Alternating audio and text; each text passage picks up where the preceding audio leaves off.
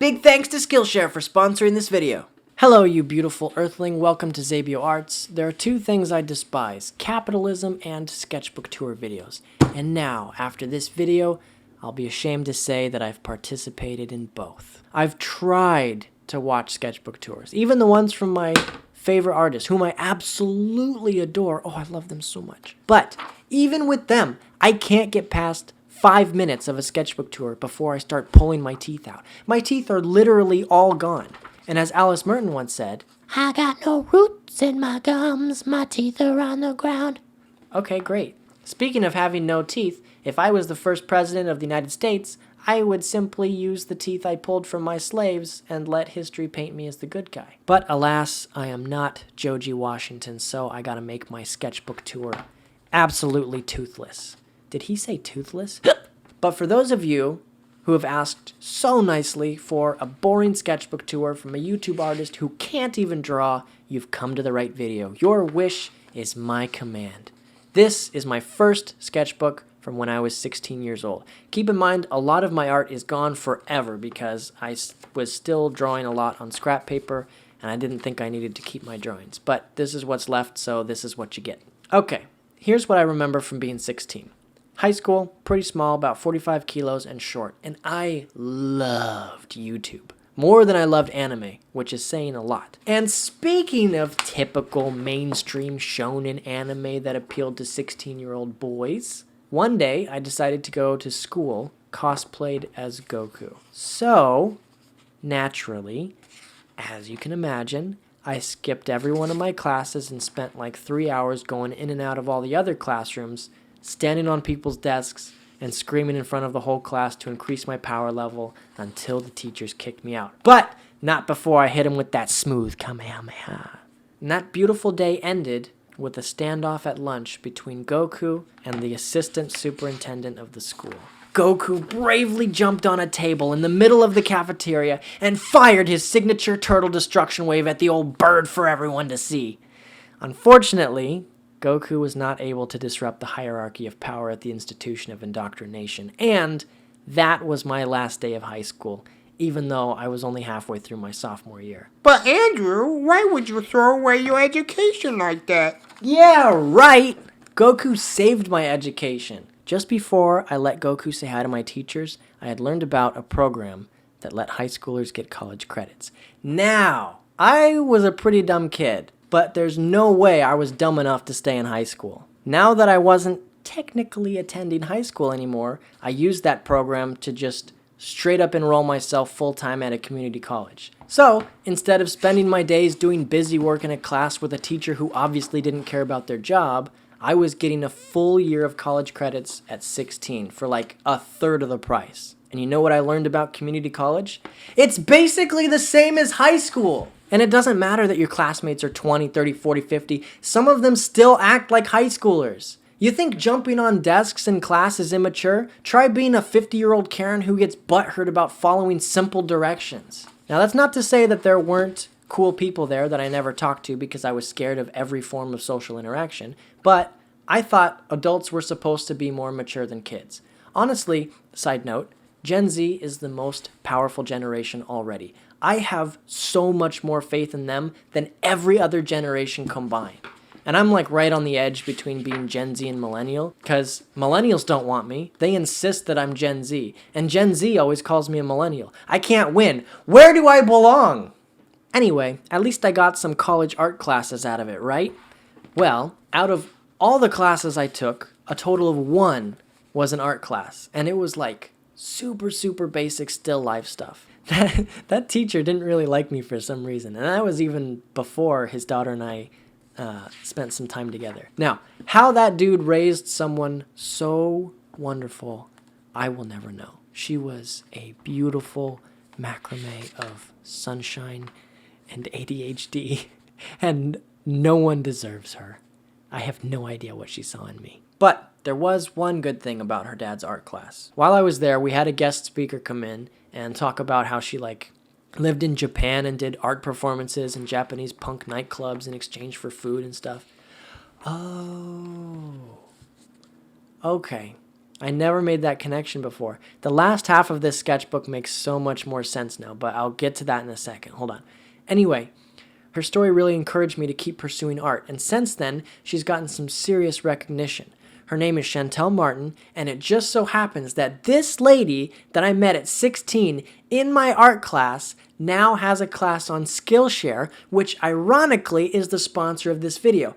And it's ironic because I remember during that time when she came in to talk, I was doing Skillshare's free trial in between my art assignments and just desperately going through as many Skillshare classes as I could before the trial ran out. And now they pay me to take their classes. Imagine I just teleported 16-year-old me here so that he could hear me say this next part. Ready?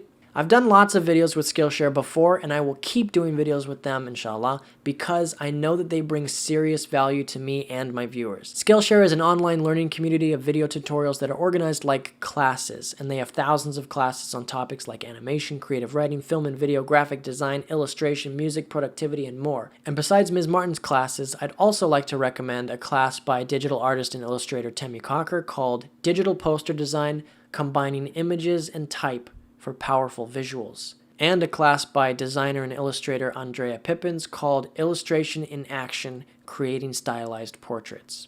The first 1,000 of my subscribers to click the link in the description of this video will get double the free trial I got, which is 2 months of their premium membership for free. So squeeze every drop out of that you can. And if you decide you want to keep going after the trial, a yearly subscription is less than $10 a month. Thanks to Skillshare for continuing to support this channel and the Black Lives Matter movement. 16-year-old me would literally be fangirling so hard over this right now. So besides that one floppy, easy credit art class, I was mostly just writing papers for English and sociology and stuff. But at the same time, I was also teaching myself how to draw with books, that Skillshare trial, and mostly YouTube. In this sketchbook, you'll see lots of references to Mark Crilly tutorials and FCD videos, among others. And by the way, I had no intention of creating a YouTube channel at this time. I just wanted to be a concept artist working for a AAA game studio. And actually, my ultimate dream job was doing grunt work for Blizzard Entertainment until I could do the fun stuff. Because I grew up playing Diablo 2, and it just so happened that Diablo 3 had come out that year. So there's some concept designs in here for things that are meant to go in video games. I was also studying animation as well. You'll see a lot of character design stuff and walk cycle attempts. I decided that if the community college that I went to didn't offer any animation or character design classes, I would just pretend like I was taking an animation or character design class and study on my own. And a lot of these drawings were done in the library in between my classes when I was supposed to be writing papers. Also, there's some awful caricatures in this sketchbook. And it's not because I like doing caricatures. I hated doing caricatures.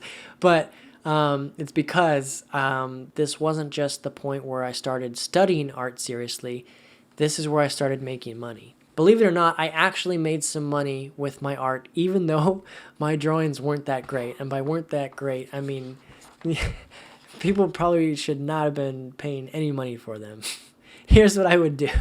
I would go to farmers markets in the city, go off to the side, set up a table, and offer to draw free caricatures for people, right? So I didn't have to pay for a booth at the farmers market. I wasn't a vendor.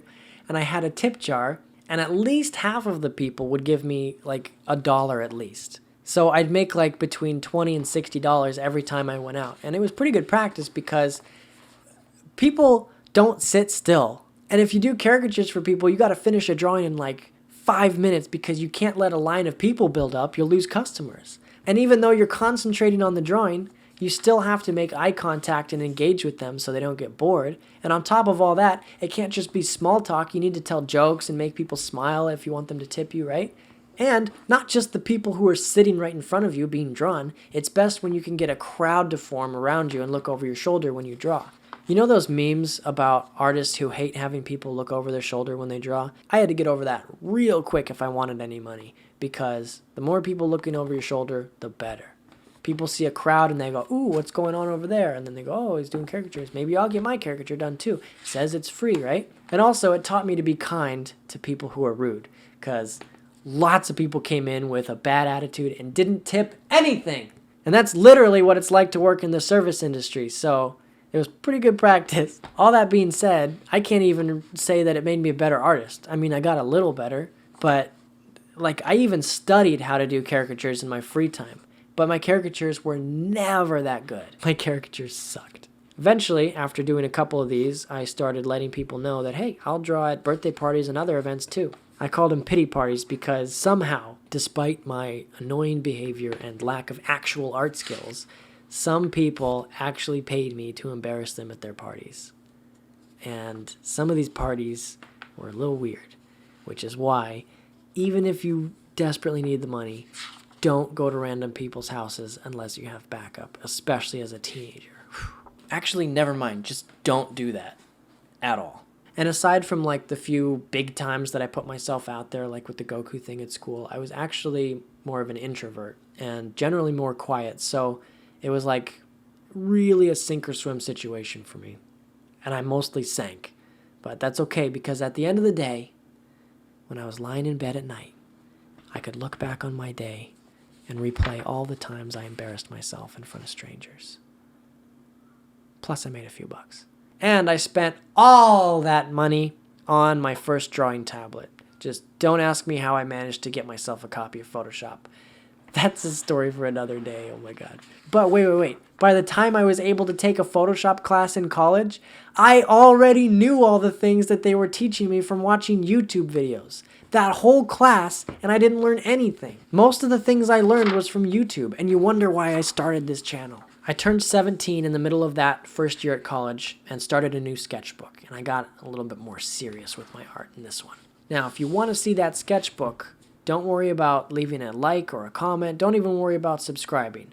All I want you to do is check out the links in the description, sign petitions, donate, educate yourself, because if you can teach yourself how to draw, you can teach yourself about racial injustice and how the people in power abuse that power.